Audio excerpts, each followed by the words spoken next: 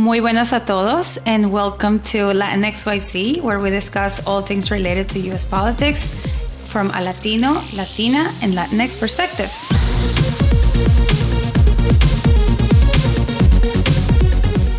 Hola, Clemencia. Hola. ¿Cómo amaneces? It's like Sega. All right. My name is Clemencia Herrera, and I am the founder of Moira Studio, an advertising agency that works on political and advocacy campaigns that target Latinx. And I am Cecilia del Cid, environmental and social justice practitioner, Latin American from Guatemala, an immigrant, community weaver, and also working on media. How are you doing this morning, my love? An awesome person, Ceci. Just like Ceci, you. we love Ceci. Te quiero. So, could you believe that this is episode 24? No, I can't, but I am glad. Who would have thought, back at the very beginning of the year? Well, yes. Actually, this podcast was born last year, in which we started talking about it.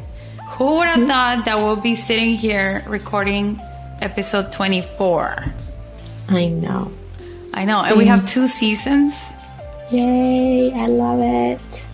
And we have covered so many ground, and we've had such a great amount of our guests have been wonderful. Yes, we had it's some been awesome a great experience. Guests. Yeah, it's been awesome ride, and I hope you guys out there are enjoying it just as much as we are. We put a lot of love and work into this podcast, so I hope that you can tell, and I hope that you can see it as well.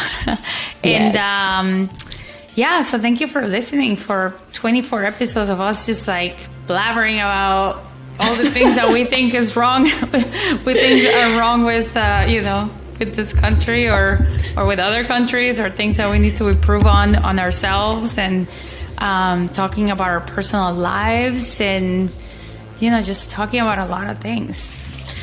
Well, I think what I enjoy the most, I think, is having had the opportunity to really have someone who has a very different experience and has so much expertise in issues that I think we as new citizens in this country, as voters in this country, we don't really have access to, or we feel like those are topics that you don't talk about. Yeah. So I appreciate you sharing so much of your knowledge, your expertise, and inviting us to think about what these processes have and how they impact our life. So thank you so much for your leadership as well. You're wonderful. You're phenomenal what you do, and we've all learned a lot with you. So gracias por los 24. I've learned a lot as well. You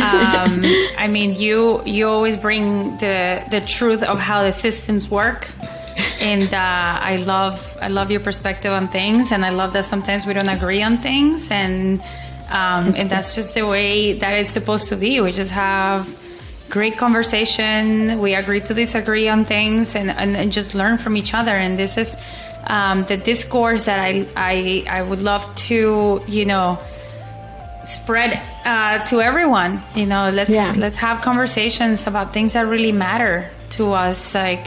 Yes, small talk is great, but sometimes I know that sometimes people are like, oh, there's a podcast about politics. Woo, qué pereza.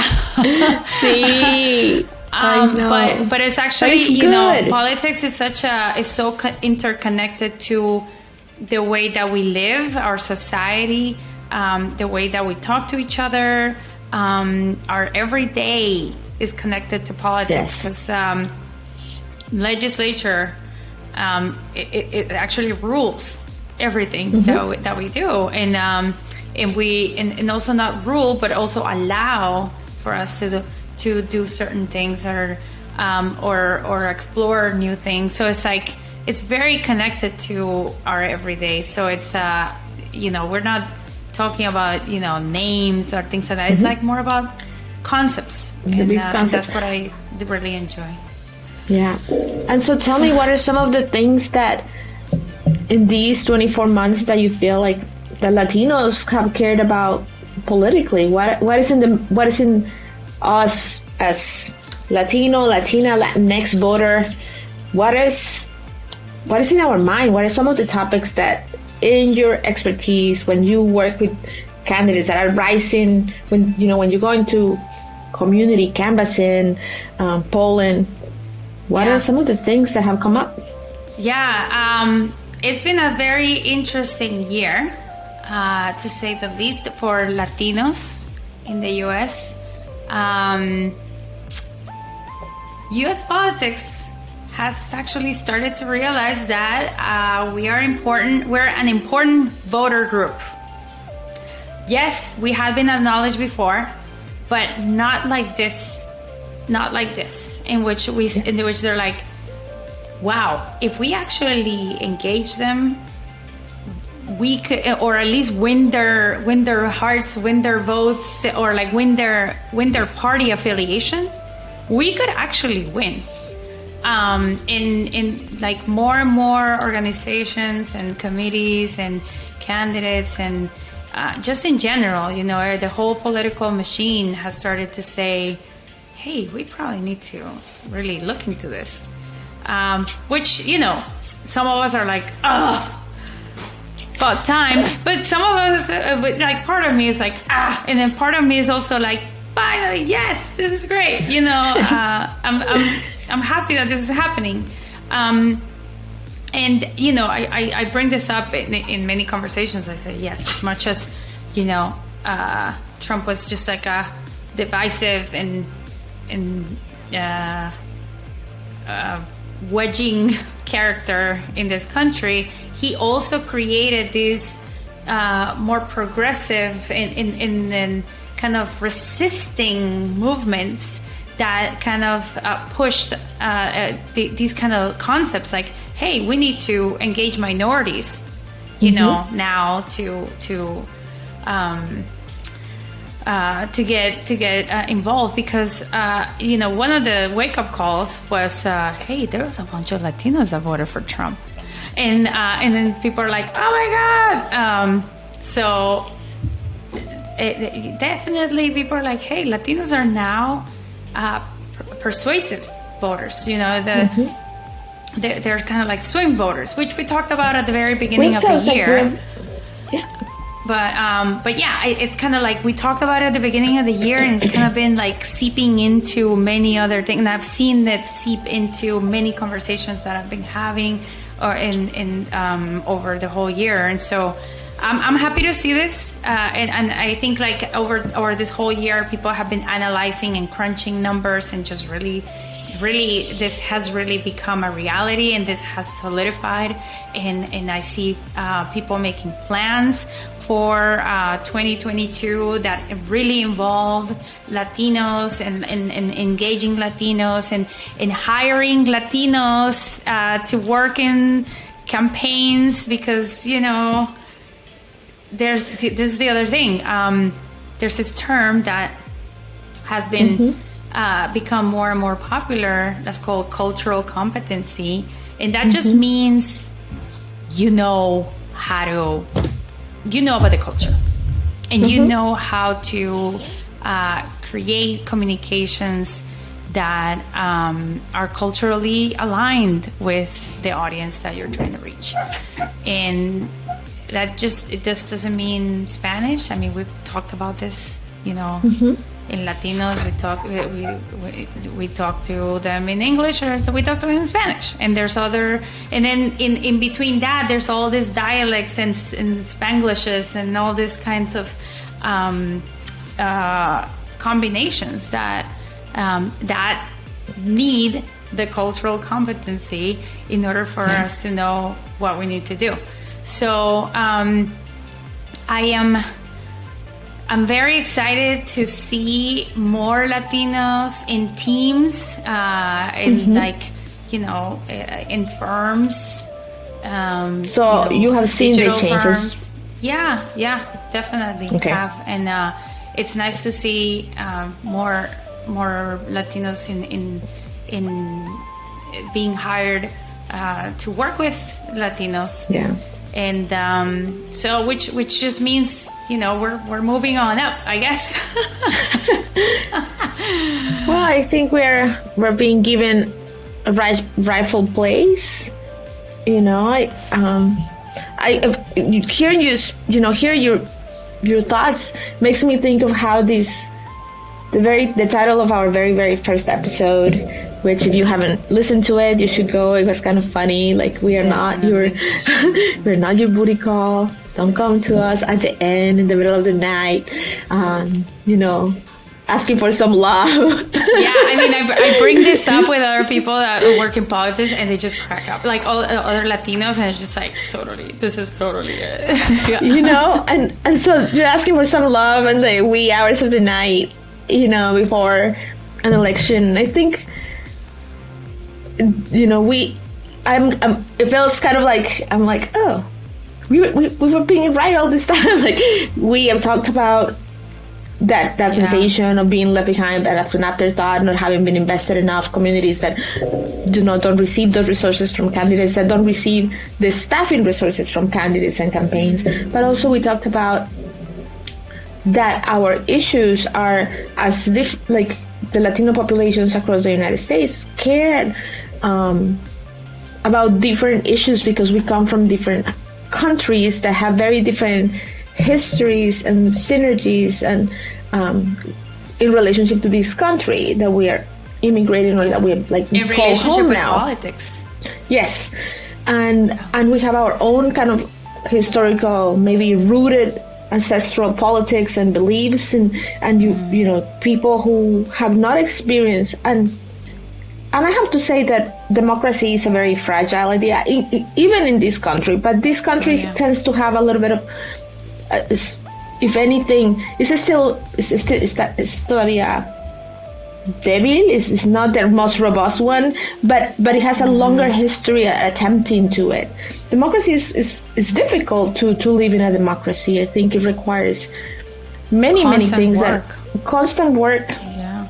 But when we come from places in which the political system is corrupt or so fragile, we don't even really understand the role of the civic engagement, or the role of the citizen to maintain that democracy. It goes beyond the ballot box and coming and voting every 4 years or every 6 years, whenever it is in your country, or electing your mayors. And I think in this country, for me at least, has been like this difference between like the federal and the local, and really learning what the rules or guidance or framework gets decided that actually impact my life most. Like, right, how is my garbage going to be picked up? Who is going to provide my clean water? How are my kids' schools going to be organized? And and what curriculum will be developed?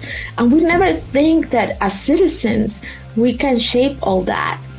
And I've learned more about it having this podcast with you, these conversations with you. But you've been, I think you were like un canario en la mina, like whistling, saying, hey, look at us. And also recognizing that there's like, there was this alarm saying, there's a lot of Latinos who voted Republican this time.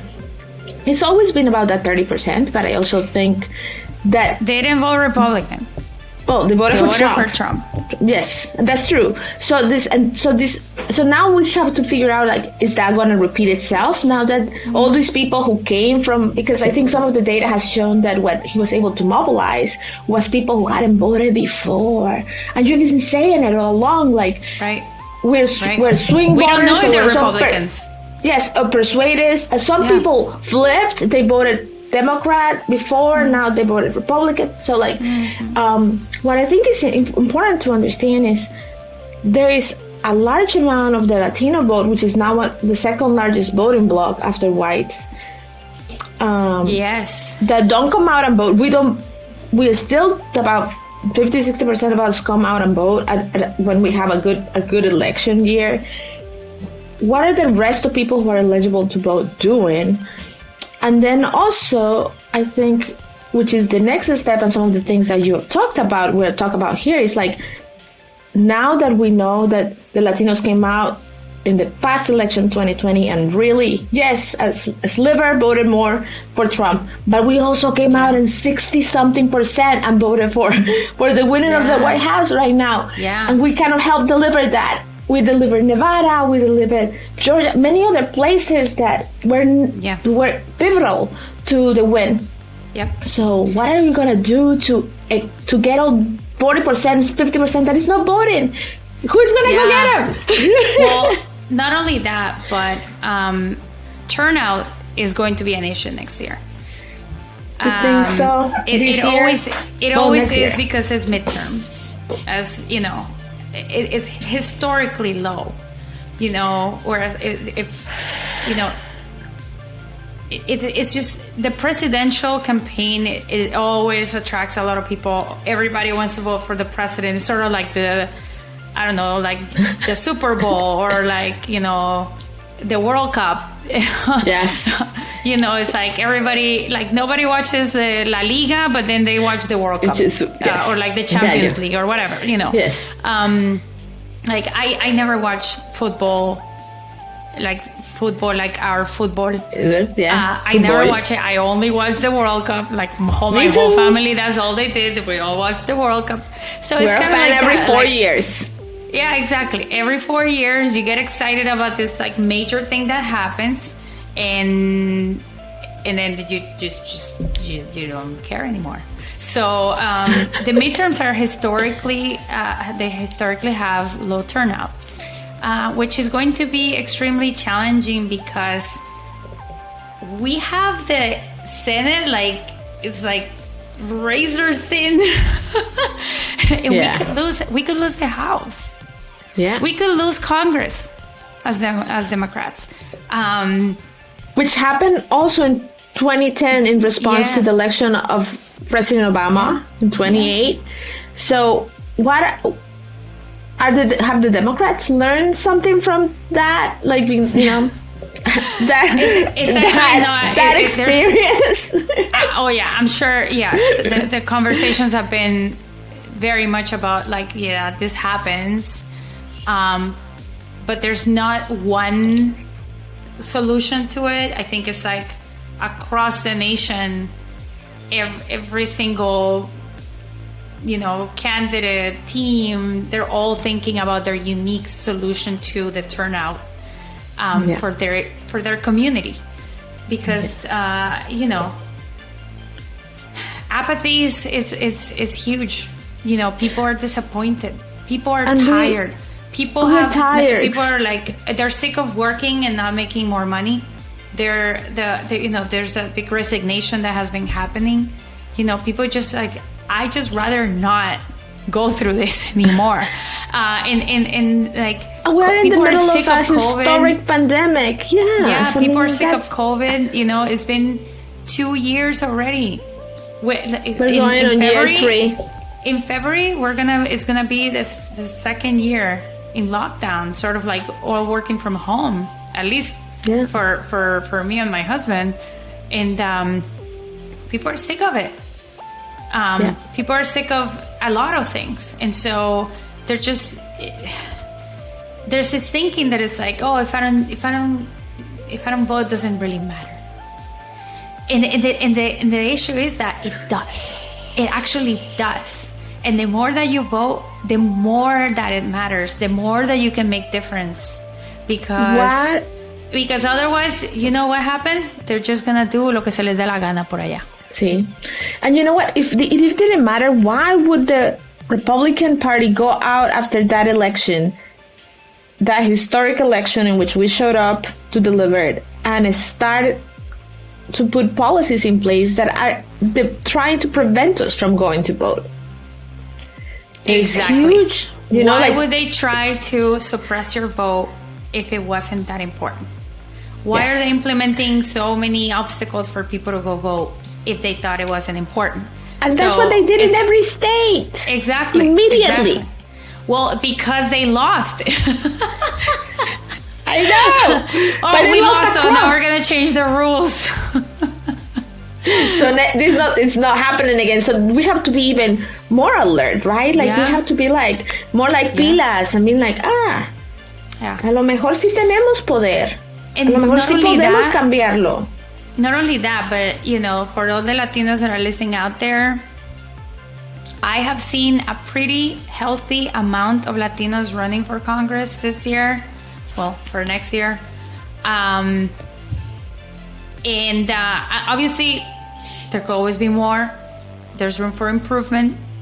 But, I have seen congressional races that, is Latinos down the ballot, like all That's Latinos amazing. in the ballot, which is amazing. Yeah, there's places in Illinois, there's places in Texas. I mean, there's a Latina in Chicago hoping to be the first Latina elected to Congress in the Midwest, which is it's pretty important. And so for all of you guys listening out there, check out to see who's running for Congress in your district, because it could be a Latino. And hey, okay, of course, please take a look at what their plans are. Take it and see if you're aligned with this person. But if you do, please go out and vote for them, because because the Latinos will, a lot of the Latinos that are running for Congress, they're just saying, like, I see what the Latinos are going through, and I'm gonna go fight for them. I mean, si no lo hacemos nosotros, no lo hace nadie. Yeah. So we gotta save fight ourselves. for our own representation. We gotta fight for our own representation. So take a look and see if there are any Latinos running in your district, and see if you align with them, and if you do, go vote for them. It's important. It's very important. And I think it's just you were talking about like the redistricting and the voter suppression, and and you were talking about Texas, and I thought it was interesting, and I would love to hear what you think about, because Texas is one of those states that gain a large, like, that has increased its Latino voting, kind of like blocked, and it's also, once again, laws have been passed to dilute that power and they just got sued by the Department of Justice. Yes. So this is we should be very aware that in ways that are very covering legalese and legal language, the same kind of corruption things that we experienced back maybe home or historically from the places we come here, also from the places that we come from, also happen here. That there is other ways in which our political power, our collective power as citizens, as voters, can be dismantled, diluted, if we are not vigilant. Yeah, and this is another reason to think that our votes are really important. If they weren't important, why would they be redrawing the lines to be unfair to minorities? Which is and this is not my wording. Mm-hmm. This is the wording of the Department of Justice, in which they sued the state of Texas, saying that the way that they drew the districts is not fair to minorities. Mm-hmm. So if it wasn't important, why would they do it? Yeah. If our vote weren't important, why would they try to divide our districts so then we wouldn't be majority? Yeah. So these are really important things to take a look at. Whoever is listening out there, be involved in your local politics. Read up on what's going on with the redistricting, because it happens every 10 years, and it's really important. Because for the next 10 years, this is the district that you're going to be in, and the representatives are going to run in that district. And depending on how the district is drawn, and we have a whole episode on redistricting, but depending on how the district is drawn, you will be either the minority or the majority. And I'm not talking about race or anything. It's like you as a person, whether, whatever party you belong to, whatever ethnicity you belong to, whatever income level you belong to, they have divided people in all kinds of different ways. So there's no clear majority here. So try to see which part of this, what majority, what minority you are, and get involved. And try to see, because like sometimes they just divide them, so it's a majority Republican district. So take a look, see how your district looks like, and get involved. Local politics actually do affect your day to day, and this is where you can actually you can talk to your representative face to face. The president, a handful of people meet the president, but your representative, you can call them and they will talk to you. They'll meet you. They want to listen to you, and they'll want to do they want to fight for you. Well, at least if it's a good representative, they will. Yeah.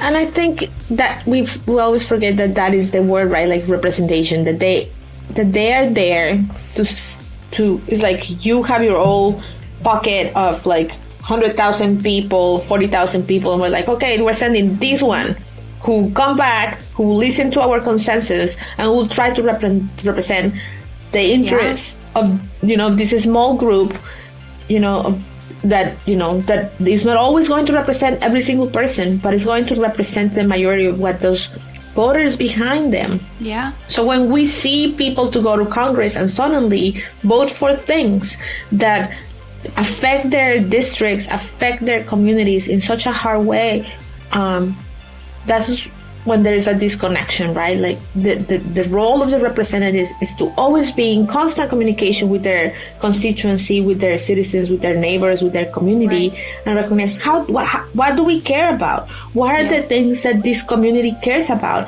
And then go to Congress, to the national stage, and say, well, my community cares about clean energy, clean water, clean air, or fair, wages, cares about good health care, good schools. Like, that's and those what are you the guys care. that will vote things into action. Yes. The ones that will decide whether the minimum wage is $15, whether we're going to get health care for all. And those guys are also going to be at hearings. I mean, I guess the most notable example is AOC, Alexandria Ocasio-Cortez. She's at hearings, drilling into people, just saying like, how are you gonna do this, and explain this to me, and like things like that. And she's a congresswoman. Like this is what representatives do. So it's like, I know that people are like, oh, president is super exciting. Yes, World Cup. But it's just like, in order to get to the World Cup, todas las ligas que nos gustan. This is like the Mexican League, like all the leagues. Yeah, but in order for all these teams to get to the World Cup, there's all these playoffs that nobody cares about. Or like Copa de Libertadores and all that stuff. Like there's all these playoffs that happen in order to get to the World Cup. And it's like, it's obviously it's different people, but it's the same concept. It's like, in order to sign things in, like the president is the one that signed the things into action, but it's the Congress that moves it along. So it sits on the president's desk. So it's just as important, because these are the guys that make the laws. The president just signs them into action, but these guys are like fighting to see which provisions are in what, and there's all these things, and it's really important that we keep the majority, because then is when ish hits the fan. So I would say, thinking of the coming midterm year, as a political strategist, as a person working in media, what would be like your sky in the pie? For what would you love to see from the Latino voters? What would be like? That would be like amazing. I like to see voter registration be the highest ever. Obviously, I can't be like, 100%. No, it's like, better than last year. Yeah. Why not? Let's do it. Better than a presidential year. And then turnout. Let's go vote. And I mean, some states still have mail-in votes. Some states only have mail-in votes. Yes. And so it's like, vote. It works. Turnout. It's not corrupt. It works. It's been demonstrated. It works. Yeah, exactly. And just register and vote. That's like my pie in the sky, really. And also, I really don't care who you vote for. I really don't. As long as you vote with your heart for people that you care about, that connect with you, that align with your values, that align with what you need in your life. That's it. I don't care who you vote for. I'm not going to tell you who to vote for. I'm not going to say you need to vote for Latinos. I'm not here to say who.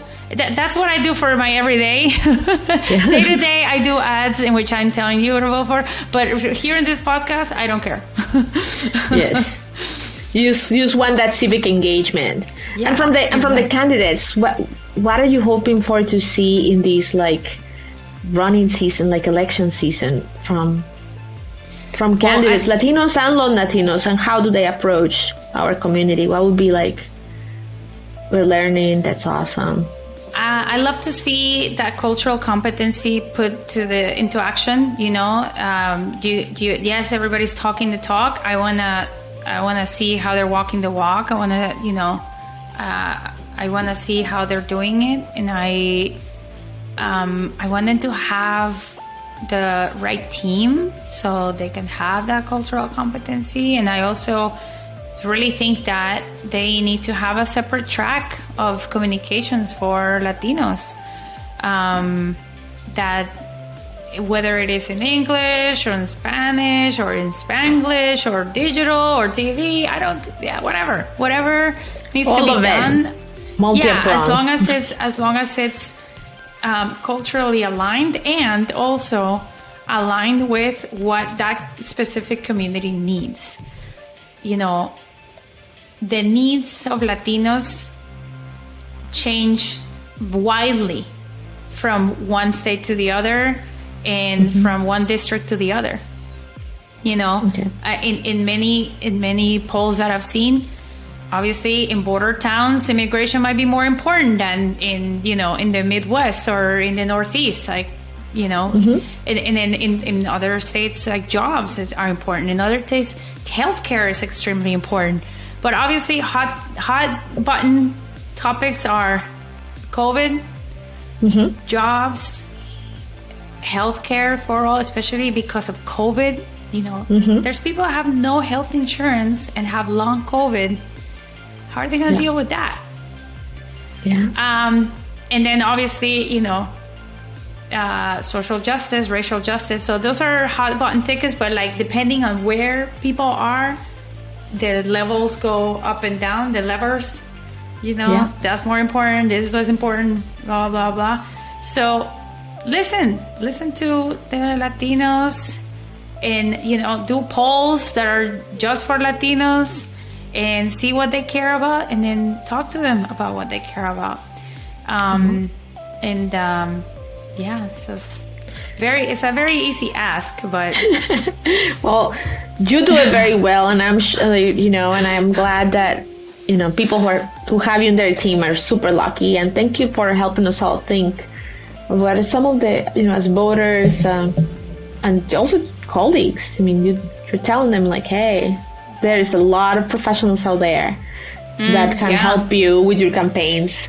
There's a lot of people who have been doing the work for a long time and dealing with the last minute booty call, and now they want to be the main squeeze. We always said that we want to go steady. Yeah, exactly. And there's so much talent out there, Latino talent. It's just untapped. Our whole team is Latino, and we have extremely talented people. So I know that they're out there, and they're very eager to get to work. So this is all we got. And we are going to take a break for the holidays, and we are going to be back on January 10th with some extremely interesting and exciting topics. We have some cool guests coming, and And yeah, we'll see where 2022 takes us, I guess. So, muy feliz Navidad o Feliz muy Navidad. felices fiestas Felices para quienes no fiestas. celebran Navidad. Que sea un año próspero, lleno de salud, de mucho amor, de mucha paz. Así sea. Happy Yes. holidays, everyone out there. Happy holidays. You know, after 2020 that we were like, Happy New Year. All right. Just hopeful New Year, and hope we're still alive. I'm just kidding. Don't go that bad. You gotta set the bar real low. No, we're setting the bar high. If we have some low expectations, then you know we won't be disappointed. No. No, I'm just kidding. 2022, I mean, I'm not saying 2022, we shouldn't have expectations for 2022, but I do expect that as a community, that our little community team podcast, like that we jump into the new year with energy, with health, with joy, and that because living and having joy and having, you know, energy right now is already a radical action. And I think that this podcast is encouraging us, you know, our conversations encourage us to think better, to ask for better, and to give more. So, yeah. No, you're totally right. And I think for me, what really has made this a great year is that every day I wake up feeling like I have this purpose. I have a mission, and this is what I really hope for everyone, that everyone can find this, you know, purpose to their lives, and just wake up every day saying, this is what I'm gonna do.